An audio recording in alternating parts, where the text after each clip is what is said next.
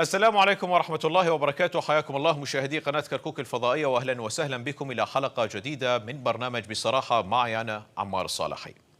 قرار المحكمة الإدارية برد الطعون المقدمة من قبل المقاطعين، إعادة الأراضي الزراعية إلى أصحابها الشرعيين، تداعيات هذه القرارات وانعكاساتها على مجمل الأوضاع السياسية في محافظة كركوك، أيضا موقف المقاطعين تجاه هذه القرارات، وأيضا الجانب السياسي والخدمي والجانب الأمني في محافظة كركوك، التدخلات الخارجية، التدخلات الإقليمية، وأيضا كيف ستكون العلاقة ما بين المقاطعين والملتحقين وما بين مجلس محافظة كركوك والإدارة الجديدة. كل هذه المحاور سوف أطرحها على ضيفي في الاستوديو في هذه الحلقة، الدكتورة شيلان فتحي عضو الاتحاد الوطني الكردستاني، حياك الله وأهلا وسهلا بك ضيفا عزيزا علينا، وأيضا الشيخ يونس العاصي نائب أمين سر حزب الهدف الوطني والسياسي العربي، حياك الله شيخ وأهلا وسهلا بك. خليني أبدأ وياك دكتورة حول قرار المحكمة الإدارية برد الدعوة ضد المقاطعين أو المقدمين لهذه الدعوة حول تشكيلة الإدارة في محافظة كركوك. كيف ستعطي هذه الدعوة أو رد الدعوة حرية في عمل إدارة كركوك وسوف تنعكس على عمل الإدارة؟ بالتأكيد يعني قرار المحكمة الإدارية الذي صدر هو في مصلحة مجلس محافظة كركوك الحالية، وهو يمثل قوة داعمة للسيد المحافظ ريبوار كريم. كما تعلمون بأن يعني هذا الطعن جاء نتيجة مثلا إحساس أو امتعاض جماعات أو أحزاب سياسية داخل كركوك من مجلس المحافظة الحالي ومن تنصيب السيد ريبوار طه في منصبه كمحافظ لكركوك. لكن كما تعلمون بأن لكل عملية انتخابية استحقاقات انتخابية، وتأتي بعد الانتخابات التحالفات التي بين الأطراف السياسية لتشكيل الحكومة. هذا هو هدف العملية الديمقراطية أو العملية الانتخابية. الذي يحصل على الأصوات الأكثر هو الذي سيشكل الحكومة. فلذلك إحساس بعض الأطراف أو فلنقل بعض الشخصيات داخل هذه الأطراف بأنها قد هضمت حقها أو سلبت حقوقها، أنا أرى بأنها ربما كانت ليست في محلها. نعم. لذلك هم ربما لو كانوا هم استطاعوا أن يشكلوا الحكومة بدون الاتحاد الوطني الكردستاني كانوا قد شكلوا الحكومة. وتشكيل الحكومة وعقد الجلسة في فندق الرشيد في بغداد يعني ليست في دولة أخرى، ليست في تركيا، ليست نعم. في إيران، ليس مخالفة قانونية. لذلك هذا أمر قانوني والمحكمة الإدارية ردت على هذا الأمر. إحساس أو موقف هذه الأحزاب من مجلس المحافظة الحالي أو ما سيترتب عليه تجاه هذا القرار رد الطعن، أنا أرى مثلا هناك حلول لهذا الأمر. نعم. أما أنهم يقوموا بتعبئة جماهيرهم ويرتبوا صفوفهم ويلموا شملهم ويتحضروا للانتخابات القادمة، مثلا انتخابات برلمان العراق. نعم. قريب جدا، يعني لم يبقى عليه إلا أشهر، وأيضا يستطيعوا أو يدخلوا في مجلس المحافظة ويتسلموا استحقاقاتهم الإدارية ويقوموا بخدمة الجماهير التي أعطتهم أصواتها وأمنتهم على هذه الأصوات ليدخلوا في مجلس المحافظة ويقوموا بخدمة نعم. أبناء المحافظة. نعم دكتورة، خلينا نشوف رأي الشيخ تجاه هذه النقطة. شيخ حياك الله مرة ثانية، ونشوف وجهة النظر الأخرى فيما يخص المقاطعين حول رد الدعوة التي قدموها في المحكمة الاتحادية ومن ثم إلى المحكمة الإدارية. ما هي الخطوة القادمة للمقاطعين أو ما يجب أن يتخذ؟ شوف، بالنسبة لكركوك، مدينة كركوك، نعم، احنا نعلم مدينة كركوك هي فيها كثير من المكونات العربية والكردية والتركمانية والكالدو آشوريين أيضا. فإذا إدارة عمل الدولة بكل مواقعها الوزارية والبرلمانية والسياسية على يقين كامل بأن كركوك سلوكية الحل يجب أن تكون بالتوافق. نعم. ودون التوافق لا نصل إلى أي حل معين. فطالما أكو حل توافق، وطالما صارت الانتخابات ونجحت الانتخابات وصارت وفازت أصوات من المكون الكردي وأصوات من المكونات الأخرى أخذت استحقاقها ومقاعدها، فعندما طرح أنه يجب أن يكون هناك اجتماع على موضوع اختيار محافظ كركوك، فيجب أن يكون الأعضاء عندهم علم بذلك وإبلاغ الأعضاء بالاجتماع. فأيا كان الاجتماع المفروض الكل يحضرون حتى تصير الصيغة بصورة صحيحة في انتخاب من يعني يدير إدارة كركوك كمحافظ، سواء كردي أو عربي أو تركماني. المهم إحنا كنا من كركوك وهذا لا يهم. نعم. فكان المفروض يدعو على هذه الجلسة هو كبير السن، وكبير السن ليس له علم، وباقي الأعضاء ليس لهم علم بهذا الموضوع.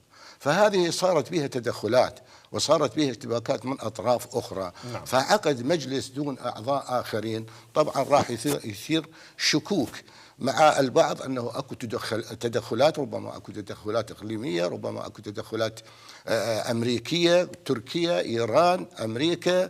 فهذه التدخلات يجب أن لا توقف عمل المجلس أو الاجتماع في طرح موضوع انتخاب المحافظ. فهذا الإشكال ولد إشكالية أخرى، وهي أنه بعد تقريبا يعني بعد 3 أعضاء. نعم. في 3 أعضاء، ولو هم انتخبوا المحافظ باكتمال نعم. النصاب، لكن أصبحت هناك معارضة. نعم. أصبحت هناك معارضة من المكون العربي. نعم. مع العلم أنهم هم عندهم 4 مقاعد. نعم. 4 مقاعد، واحد من الأعضاء راح مع الجماعة الباقين المتفقين، ظلوا 3 هذول معارضين. فهاي المعارضة طالما هي استنكرت هذا الموضوع وطلبت من المحكمة الاتحادية أو المحكمة الإدارية على أنه تنظر للموضوع، فقدمت طعونها. طالما قدمت طعونها وجاء الرد على الأعضاء إذن حتى لا يوقفون عمل المحافظة اقتصاديا واجتماعيا والإعمار، المفروض يلتجئون ويرجعون إلى مواقعهم ويأخذون مناصبهم. إضافة أنه هناك أكو مناصب أخرى لحد الآن ما تحققت، والاتفاق أيضا كان على أساس شيخ، شلون شفت توزيع المناصب كحصة للمكون العربي؟ تعقيبك على توزيع المناصب وتحديدا المناصب اللي تسنمها أو اللي تخصصت للمكون العربي. مثلا مناصب، مثلا مدير شرطة، مثلا بلديات، مثلا مستشفى، مثلا يعني كثير من المناصب اللي اتفقوا عليها هم، يعني هم اتفقوا بيناتهم. ولكن فعلا هي استحقاق للمكون العربي؟ هو طالما بالاتفاق هو استحقاق. ويعني أنت إذا أريد أن أنتقد العملية ككل، هي إحنا كمواطنين سواء عربي كردي تركماني، إذا صارت بهالشكل يصير محاصصة، والمحاصصة المقيتة ما تلبي طلبات المواطن العراقي ولا تلبي طلبات الفرد العراقي في هذه المسائل. احنا ما دا نشتغل على اساس وطني، وانما دا نشتغل على اساس محاصصه، مكون كرد عرب تركمان. ليش؟ لانه المحافظه تختلف عن باقي المحافظات العراقيه الاخرى. محافظتنا محافظه دقيقه وبها استحقاقات، وكل من يريد استحقاقه وهذا حق، لكنه اذا كانت على وجه على أساس وطني أحسن مما تكون على أساس المحاصصة. ليش تكون على أساس المحاصصة؟ لأنه هناك كثير من القوائم وكثير من الأحزاب، والأحزاب العربية ما صارت في قائمة وحدة، والأحزاب الكردية ما صارت في قائمة وحدة، والتركمانية كذلك. فهذه طبعا هنا شو تسوي؟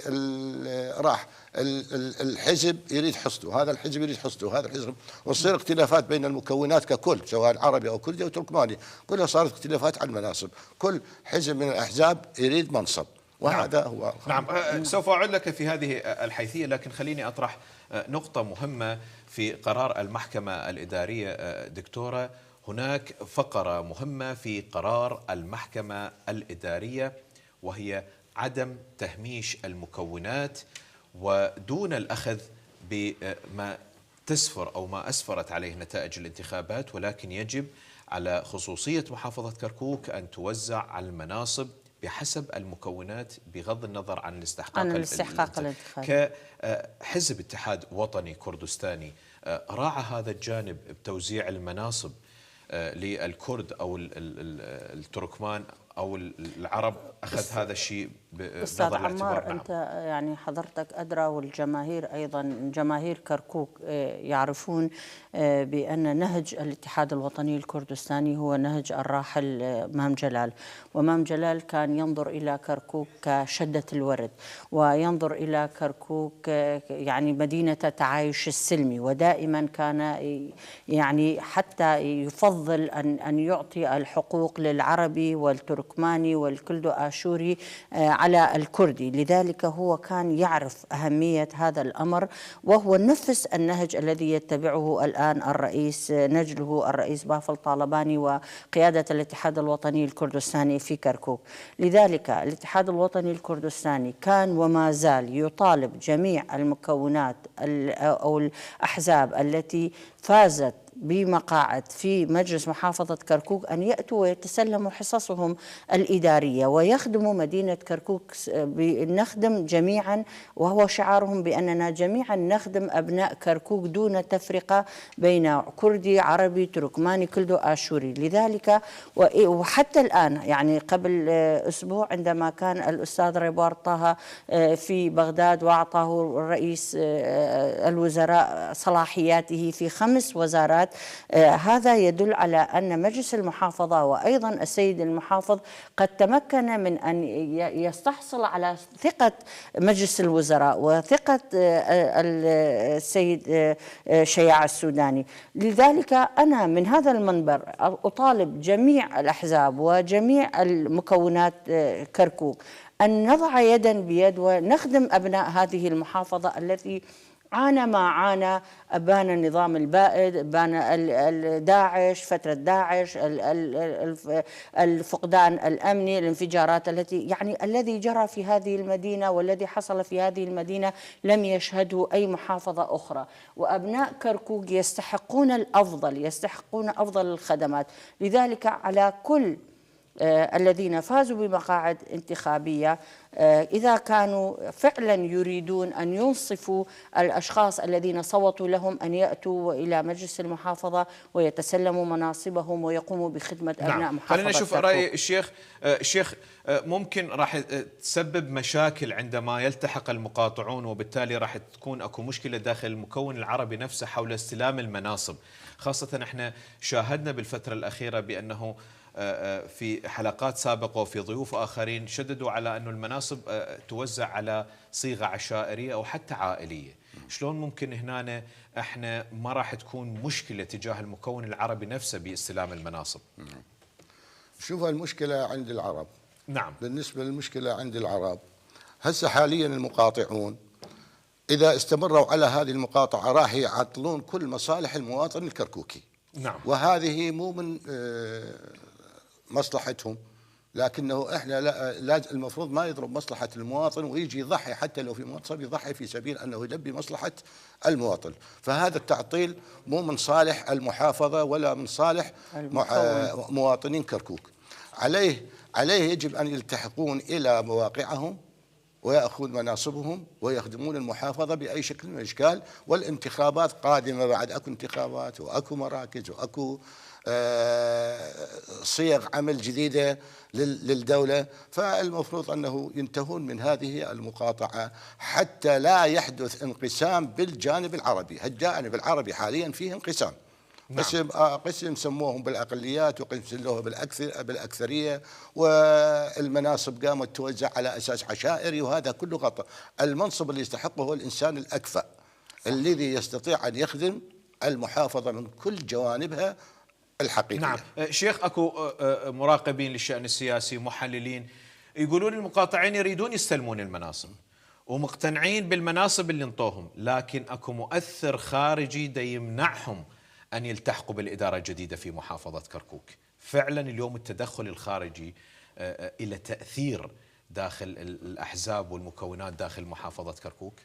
طبعا اكو تدخلات خارجيه، تدخلات اقليميه، تدخلات تركيه، تدخلات ايرانيه، تدخلات امريكيه، اضافه الى تدخلات الاحزاب الموجوده في بغداد ايضا لها ضلع في هذا الموضوع. فطبعا التدخلات على اساس المصالح ولا على اساس مصلحه كركوك، كل حزب يريد مصلحته، وهذه اخطاء المفروض يفكرون في كركوك، وهم على يقين كما اسلفت انه اداره عمل الدوله على يقين بكل مواقعها الوزاريه والبرلمانيه والسياسيه، يعرفون كركوك شنو، يعرفون كركوك تحتاج إلى سلوكيات التوافق، غير التوافق ما ينجح، لكنه التوافق يكون على أساس العدل والإنصاف. شيخ، أكو نقطة مهمة تثار ضد الأحزاب العربية بالتحديد. الأحزاب العربية، كل الأحزاب العربية نكاد نجزم كل الأحزاب العربية مرجعيتها مو من كركوك. كل الأحزاب العربية اللي دخلت يكون رئيس الحزب أو الكتلة هو من خارج كركوك. ليش اليوم ماكو حزب من كركوك ورئيسه أيضا من كركوك؟ ما يكون رئيسه من ديالى، ما يكون رئيسه من الأنبار، ما يكون رئيسه من بغداد، من سامرة، يكون رئيسه من كركوك. كتلة عربية أو حزب عربي قيادته من كركوك. سابقا في بعد 2003 أسسوا العرب في كركوك التجمع العربي، وأسسوا التجمع الجمهوري، وقياداتها كانت من كركوك. نعم. وعربية من كركوك، ويعني قدرت تعبر هذه المرحلة، إلا أنه التدخلات الأحزاب اللي في بغداد أيضا تدخلت في هذا الموضوع، وأرشت يمكن جماعة وشجعت جماعة على تشكيل أحزاب منفردة وحدها، مما سبب إلى تشظي الواقع العربي في كركوك. هذا التدخل هو اللي أصبح إلى أنه العرب أصبحوا مختلفين في كثير من المواقع، وأصبحوا لا يصيغون العملية بصورة صحيحة، وأصبح المواطن الموجود هو لا يلتجأ حتى إلى الانتخابات، لأنه الصيغة كانت والسلوكيات كانت خاطئة من ناحية التدخل أولا، ومن ناحية أنه جماعة معينة قياديين مشوا في هذه الأحزاب، وكانوا الأحزاب المفروض ينضمون إلى أحزابهم في كركوك، وترتيب الوضع السياسي في كركوك على أساس القيادات العربية الكركوكية الموجودة. نعم، خليني أشوف رأي دكتورة شيلان كاتحاد وطني كردستاني. ودائما ما نرى أنه الاتحاد الوطني الكردستاني يأكد على نقطة العمق تجاه بغداد. نعم. أو أنه بغداد هي مرجعنا. قد يرى البعض الآخر يقول لك هذا الشيء أيضا تدخل من بغداد.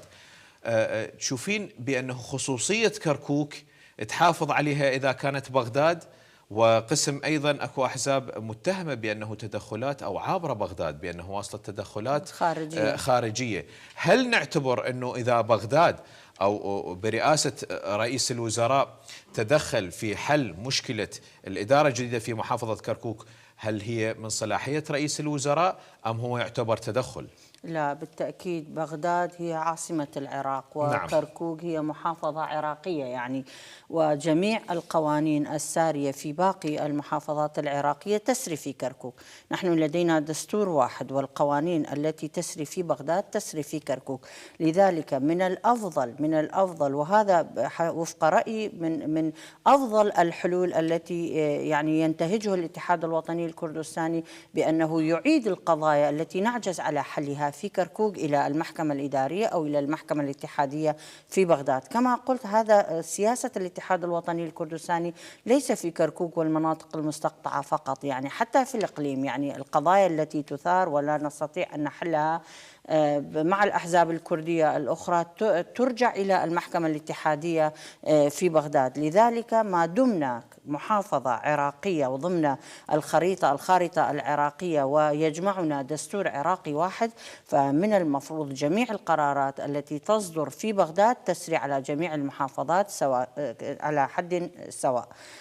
بالنسبة كرئيس الوزراء، بالتأكيد صلاحياته هو رئيس وزراء الدولة العراقية، والقرارات التي يصدرها بالتأكيد ستكون في صالح جميع مكونات كركوك. وأيضا المحكمة عندما يصدر قانون كحاكم أو كمحكمة إدارية أو كمحكمة اتحادية لا ينظر إلى الدكتور الشيلان أن هذا القرار هي في صالح الدكتور الشيلان أو في صالح الشيخ، لذلك هو ينظر إلى جميع فئات المجتمع في ذلك المحافظة ويصدر القرار بشكل حيادي. لذلك الالتزام بالقرارات واجب على جميع المكونات السياسية وواجب على جميع أفراد دكتورة المجتمع. في نقطة مهمة، الاتحاد الوطني الكردستاني أمام مسؤولية كبيرة في محافظة كركوك. نعم. بعد قرار المحكمة الاتحادية اليوم أعلى سلطة في محافظة كركوك السيد ريبوار طه، تحياتنا له، هو من الاتحاد الوطني الكردستاني. نعم. تنتظر كركوك مشاريع استراتيجية، مشاريع خدمية، تركة ثقيلة.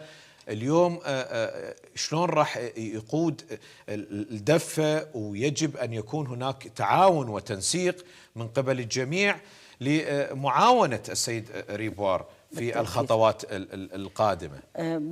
طبعا الأسبوع الفائت عندما كان السيد المحافظ في بغداد يعني وتسلم مجموعة من صلاحيات السيد رئيس الوزراء في 5 وزارات، منها وزارة الزراعة، الإعمار، البلديات، الشباب والرياضة. يعني هذا الأمر يعطي الدعم ويعطي يعني يفتح يده أو يزيل القيود من السيد ريبوار حتى يستطيع أن يقدم المزيد من الخدمات والمشاريع الخدمية لأبناء محافظة كركوك. لا أخفيك أنا يعني التقيت بالسيد ريبوار قبل فترة ويعني شكرته على الجهود التي يقوم بها في تبليط الشوارع، في تزيين، في إنارة الشوارع، يعني الذي أراه التشجير الذي أراه في الحدائق، وذلك وقدم وقال لي مجموعة من المشاريع الذي هو يزمع أو في نية محافظة كركوك، منها 5-6 مشاريع استراتيجية مهمة جدا بالنسبة لمحافظة كركوك. وذكر بأن هناك مناطق يطالبون كأبناء المنطقة يطالبون أن نذهب إليهم ونسمع طلباتهم ونقدم لهم الخدمات، لكن هذه المناطق تكون تحت نفوذ مجموعة من المقاطعين. ولكنه قال رغم ذلك سأذهب إلى تلك المناطق وأستمع إلى المواطنين فردا فردا وأرى ما أستطيع أن نقدمه كمحافظة وكمجلس محافظة إلى تلك المناطق.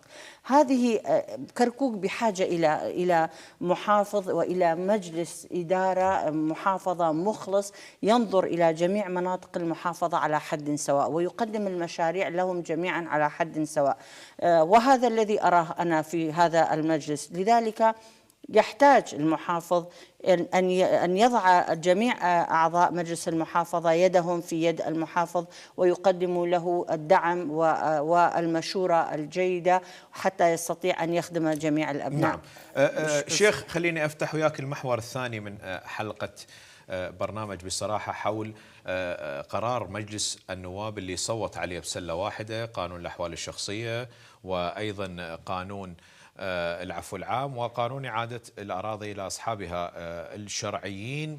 تداعيات هذا القانون إعادة الأراضي إلى أصحابها الشرعيين، شفنا بيانات نارية من القيادات العربية بأنه هناك أكثر من 360 ألف عائلة عربية قد تضرر من هذا القرار. هناك عوائل وقرى 50 سنة وأكثر سوف ترحل، بل سارت إلى أبعد من هذا، وقالت أن هذا القرار يهدد السلم المجتمعي في محافظة كركوك. نعم. شوف، بالنسبة للأراضي الزراعية أو العقارات، احنا لو نرجع إلى التاريخ وإلى حد هذا تاريخنا يومنا، أكو قرارات إيجابية وأكو قرارات خاطئة.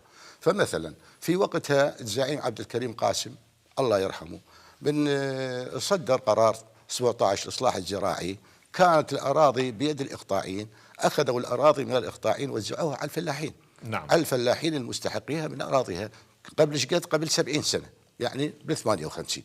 هذا كان قرار إيجابي. أكو قرار آخر، قرارات تصدر من الدولة، لأن الدولة من تصدر قرارات تصدر حسب مصالحها، لأن إما بها تنظيم سياسي معين حسب مصالح. فمثلا وزعت أراضي بال74. هذه الأراضي أراضي أميرية للدولة، وزعتها للبلدية، وزعتها للصناعة، وزعتها للمواطن، وزعتها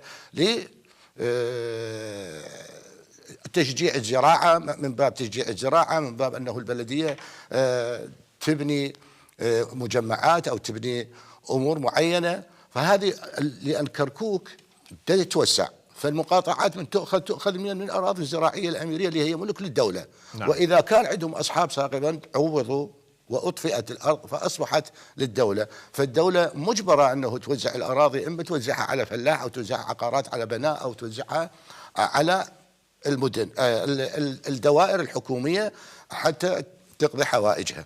اكو قرارات مثلا صدرت بال96، قرارات ايضا، هو القرار 35 انطى الحزام الامني. الحزام الامني وزعوه مثلا في اطراف الدبس، اطراف ارتم كبري، اطراف كركوك. هذا ايضا قرار بايجابي وبخطا. الخطا شنو؟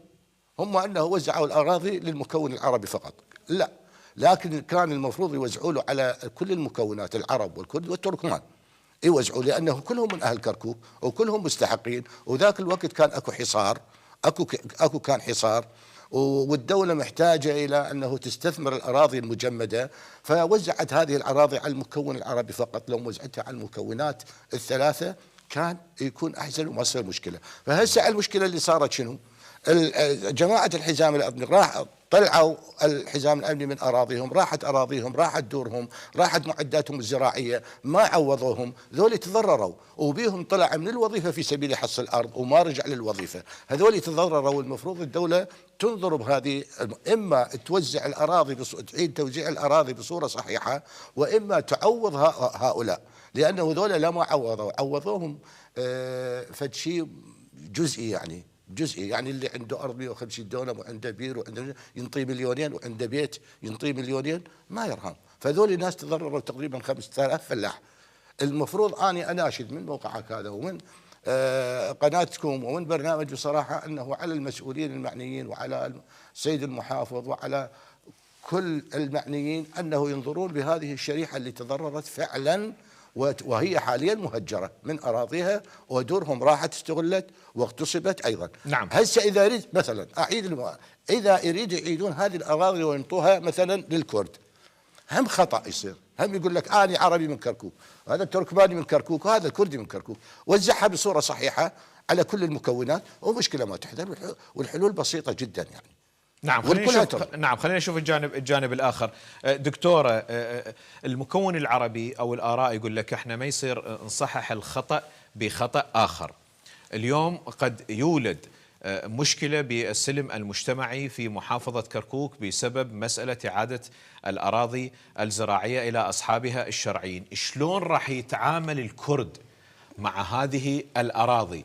السؤال اللي دائما ينطرح، اكو ناس قاعده صار لها 50 سنه 30 سنه، زين سوف ترحل؟ شلون راح يكون التعامل بالتعويض بالتراضي؟ شلون راح يطبق هذا القرار على ارض الواقع؟ اولا ابدي من كلامك، من سؤالك، من قلت اصحابها الشرعيين. نعم. يعني اكو مقوله باللغه العربيه: الحق لا يسقط بتقادم الزمن. نعم. يعني انا عندما انت تاتي وتحتل بيتي وتهجرني او تطردني من البيت، ابني او ابن ابني او ابن ابن ابني راح يجي ويطالبك ببيت، لان هذا حق. فهذا القرار الذي صدر يعني أنصف الفلاحين أو المزارعين الكرد والتركمان أصحاب الأرض الحقيقيين الشرعيين، وهذا يجب، يعني نحن كمسلمين أو حتى كأصحاب ضمائر حتى لو لم نكن مسلمين يجب أن نفرح بهذا القرار، لأنه إحقاق للحق، حق هضم منذ 50 سنة منذ 60 سنة، الآن رجع إلى أصحابه الشرعيين. في القرار أيضا هناك فقرة أخرى يقول تعويض الذين سيتضررون، أما بقطع أراضي أو بما يماثلها من يعني مبالغ مالية، يعوضوهم عن البناء الذي بناه، عن المغروسات، عن الآبار الذي حفرها، كل المصارف الذي المفروض هذه الدولة أن تقوم بتعويض المتضررين، سواء هذا المتضرر الآن الشيخ قال بأنهم أغلبهم سيكونون من العرب، وأنا أتمنى أن لا يكون هناك أي متضرر، لأن نحن نبحث عن التعايش السلمي، نبحث عن السلم المجتمعي في كركوك. لذلك على الجهات في بغداد أن تقوم بتعويضهم. وكيف ستعوضهم؟ عن طريق طبعا لجان ستأتي وتقدر حجم هذا الأرض، المبلغ الذي يستحقه، أو يعطيه قطع أراضي أخرى في مناطقهم الأصلية. لا يشمل هذا الموضوع دكتورة الذي أصبحت مناطق سكنية؟ المناطق السكنية هذا أمر آخر يدخل ضمن القرار الذي المناطق الدور المتجاوز عليها، الذي أيضا حصل فيه يعني ظلم لأهالي كركوك ككل، عندما القرار يشمل جميع المحافظات باستثناء محافظة كركوك.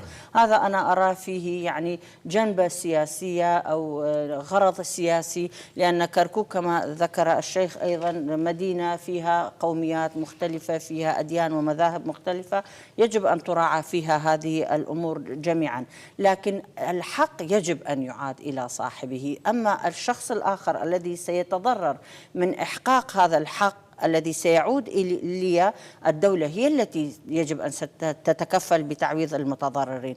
لذلك أنا أيضا مع أن الأشخاص أو العوائل التي ستتضرر أن الدولة أن تقوم بتعويضهم بما يستحقون، حسب تعبه، حسب جهده، حسب المصاريف الذي صرفها في هذه الأرض، سواء سيعوضه أراضي مماثلة أو بالمساحة بالقيمة المالية أو كمبالغ مالية حسب ما يختار المتضرر. كيف سيتعامل محافظة كركوك مع هذا الأمر؟ أنا من كما قلت أنت، الاتحاد الوطني الكردستاني الآن يقع عليه هذه المسؤولية، وأنا أرى بأن الاتحاد الوطني الكردستاني هو حزب كما قلت حزب ينظر إلى مكونات كركوك جميعا كأنهم من جسد واحد وأبناء شريحة واحدة، أبناء كركوك. ونحن في كركوك يجب أن نفكر جميعا لا أفكر أنا ككردية أو الشيخ يفكر كعربي والآخر، يجب أن نفكر ككركوكيين. ما الذي يخدم محافظة كركوك؟ ما هي الأمور التي أنا أستطيع أن أقدمها لأبناء هذه المحافظة حتى أقدمها، سواء مشاريع خدمية، دكتورة، سواء هناك تخوف من ردود أفعال قد تنعكس على الوضع الإيجابي الحالي في كركوك من خلال هكذا قرارات. شلون إذا كان هناك إنصاف في التعامل بتشكيل لجان، بتشكيل وفود عشائرية، التقاء عشائري لحلحلة هكذا قوانين؟ على كل واحد منا عليه دور. أنت كإعلامي عليك دور أنه توضح الصورة للشارع. أنا كأكاديمية وكإعلامية علي دور أن أوضح فكرة الاتحاد ونهج الاتحاد مثلا، كيف يفكر الاتحاد، وأطمئن الشارع بأنه لن يقع عليك حيف أو ظلم، وأطالب حزبي أيضا بأن لا يظلم، لا يقع الظلم على أحد داخل هذه المحافظة. الشيخ عليه دور أن يطمئن الشارع أو الأشخاص الذين مقربين له أن يسأل، والذين يطمئنون لآرائه يستمعون له، يقول لهم بأن نحن أبناء محافظة واحدة وهذا حق رجع، وأنت ستعوض ولن يقع عليك ظلم، ستعوض بما يناسبك، ليس كما قال الشيخ بأنه مثلا 150 دونم ويعطوه مليونين مثلا. 150 دونم كم يساوي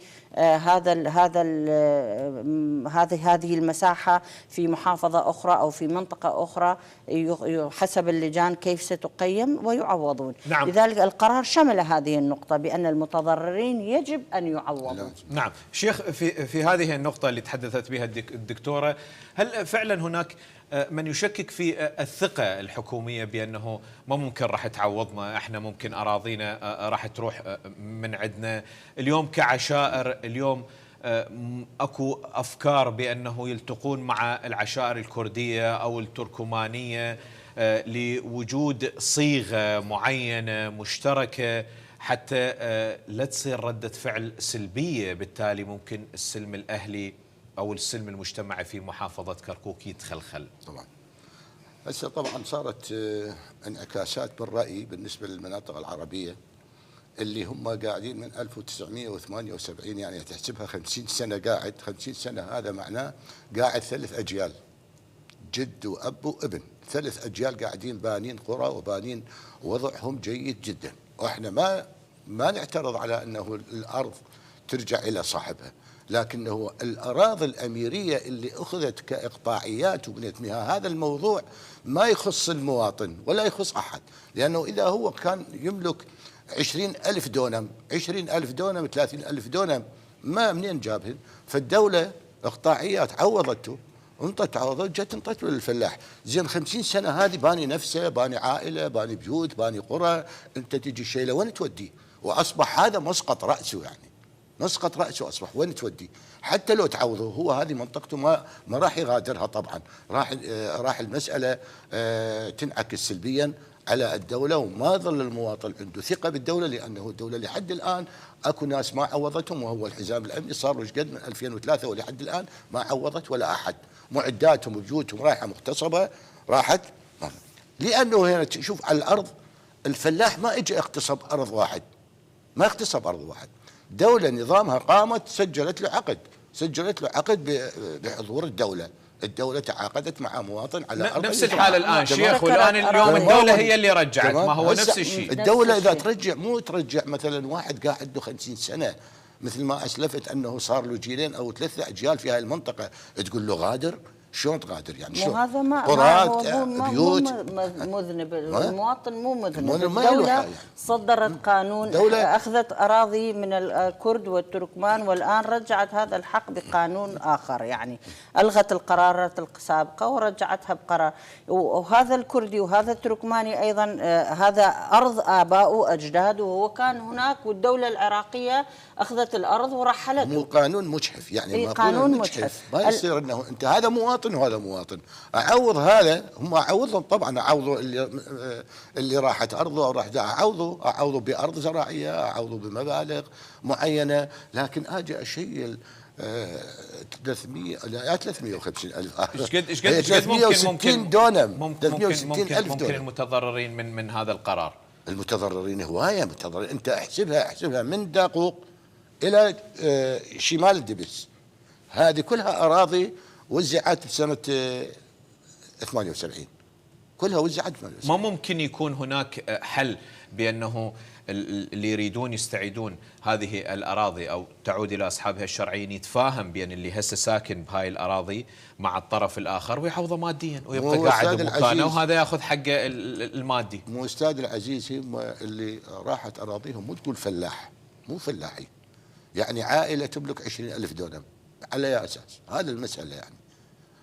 ما أخذت هو أراضيها، دولة أراضيها شو كثير تاخذها توزعها، وزعتها لمصلحة الكل، مصلحة كمجتمع. لكن هسه من تجي تاخذها منه، وين يروح؟ انت راح تأثر على وطنيته، وتأثر على قعدته، وتأثر على بنائه، وأيضا تفقد السلم المجتمعي. أهم شيء أنت عندك يعني بهيك حالة شيخ، يعني احنا مثلا مقبلين على مشاكل أخرى. المشاكل موجودة وراح تصير مشاكل، يعني يمكن على يقين أنه راح تصير مقالة أو تصير تظاهرات أو تصير على هذا الموضوع، لأنه هذا القانون ما كل واحد مقتنع به، ما مقنع. سهل هيك قانون تطبيقه على أرض الواقع دكتورة؟ هو القانون إذا صدر هو قانون ملزم يعني، أما يبقى دورنا كإعلاميين أو دور محافظة كركوك، مجلس المحافظة، دور شيوخ العشائر في التوصل لحلول لإيجاد صيغة توافقية. هذا طبعا أمر سابق لأوانه، وهو جهد مطلوب من الكل.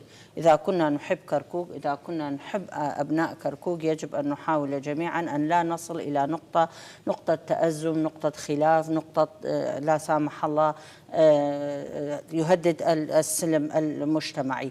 لكن كما أسلفت يعني هذا القرار صدر سابقا كان قرار مجحف بحق الأصحاب الشرعيين لهذه الأراضي من الكرد والتركمان. الآن بعد الشيخ ذكر بعد 50 سنة الحق يرجع إلى أصحابه. يعني المفروض نحن ككل يعني نساند إحقاق الحق، سواء حتى لو كان هذا الحق يكون فيه أنا أعتبره أنه مجحف في أو يظلمني أو يؤذيني هذا الحق، لكنه حق ويجب أن يرجع لأصحابه. أما إيجاد صيغ بديلة للتوصل لتعويض المتضررين أيضا هذا ممكن، وهو مذكور في القرار تعويض المتضررين. نعم الشيخ، في دقيقة أو أقل، متفائل بالقادم؟ شلون نشوف من ناحية الإدارة الجديدة في محافظة كركوك؟ أيضا احنا مقبلين على انتخابات قادمة، يرجع المكون العربي يلملم صفوفه خاصة في ضوء هكذا قرارات، محتاجين موقف عربي موحد. والله احنا بالنسبة للمعارضين المفروض يرجعون إلى عمل الإدارة ويصيغون عمل المحافظة بشكل صحيح. مثل ما قلت احنا مقبلين على انتخابات ومقبلين على إعمار ومقبلين على خدمات تحتاج المحافظة وجودهم لمناقشة كل المواضيع اللي تحتاج مناقشة، واللي تحتاج رأي، واللي تحتاج حكمة في حل المشاكل اللي راح تصير مستقبلا، مثل مشاكل الأرض، مثل مشاكل العقارات. هذه المشاكل لازم يجون يلتحقون إلى مواقعهم ويؤدون واجبهم بصورة صحيحة للمحافظة على كركوك، لأن كركوك فوق الكل. نعم، في مسألة الأراضي الزراعية أو الأراضي إعادتها لأصحابها الشرعيين، شيخ رؤيتك، نظرتك، أو ما يمكن أن يجب أن يفعل؟ أنا رؤيتي بالنسبة للأراضي اللي صار لها 50 سنة، لا، المفروض يبقون ذولي ويعوضون المتضررين. المتضررين يعوضوهم، مو يجون يشكلون أحد يخلقون متضررين ويجيبون الناس على هذه الأرض. ما يصير. أنت ما سويت شيء، سويت أنه يجب أن تعوض المتضرر فقط. أما هذا صار له 50 سنة مستقل وقاعد ومرتاح، وين تودي؟ نعم دكتورة، القادم من ناحية مستقبل محافظة كركوك، عمل الإدارة في محافظة كركوك، وهل فعلا ممكن مثل هكذا قرارات أن يزعزع الوضع الأمني في كركوك ويأثر على شرخ داخل القوميات؟ أنا في تصوري لا أتصور أن الوضع سيتأزم. يعني الوضع السلم المجتمعي داخل كركوك الحمد لله الآن مستتب، والإدارة التي هي تحكم الآن في كركوك هي إدارة حكيمة. وكما ذكر الشيخ أتمنى من الباقين المقاطعين أن يأتوا ويخدموا أبناء محافظة كركوك ويخدموا الأشخاص الذين صوتوا لهم. كما قلت نحن مقبلون على انتخابات قادمة. أنا كحزب أو ككيان سياسي كيف بأي وجه أذهب إلى المواطنين وأقول لهم تعالوا وصوتوا لي لانتخابات العراق وأنا لم أقدم لهم شيء من الانتخابات السابقة؟ لذلك على الكيانات السياسية في كركوك جميعا أن تجلس معا وتتفاهم وتخدم أبناء كركوك وتحضر نفسها للمرحلة السياسية. نعم، وهذا ما نتمناه. الدكتورة شيلان فتحي عضو الاتحاد الوطني الكردستاني، أشكرك جزيل الشكر. شكرا لتلبية الدعوة. أيضا الشكر موصول لك الشيخ يونس العاصي، نائب أمين سر حزب الهدف الوطني والسياسي العربي المعروف، حياك الله وشكرا لتلبية الدعوة. أيضا مشاهدينا الكرام الشكر موصول إليكم، وألتقيكم في محاور أخرى قادمة في الحلقة القادمة. تحياتي وتحيات فريق العمل، السلام عليكم ورحمة الله وبركاته، إلى اللقاء.